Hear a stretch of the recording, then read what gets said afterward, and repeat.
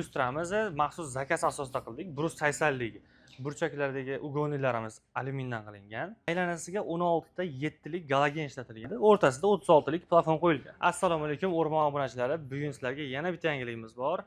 Bundan oldingi videoyimizda ko'rgan bo'lsalaring high-tech lyustramizni yangi ranglari chiqdi. Endi Brus 80 lik razmerdagisi chiqdi. Xo'p, bu high-tech lyustramiz mana bu tarafda ko'rsalaring 90 ligi bor. Bu o'sha avvalgi videoyimizda qildik buni va bu tarafda bu lyustramiz maxsus zakaz asosida qildik. Brus 80 ligi.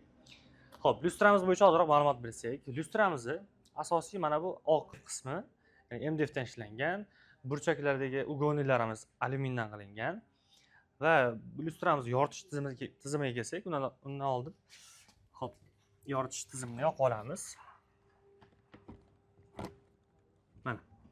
Mana yoritish tizimini ham yoqib oldik. Xo'p, yoritish tizimida nimalar ishlatilgan? Aylanasiga 16 ta 7 lik galogen ishlatilgan. Mana shu ko'rib turganlaring galogen deyiladi. O'rtasida 36 lik plafon qo'yilgan. Undan tashqari, o'rta qismiga, ya'ni lyustramiz o'rta qismiga diod montaj qilingan.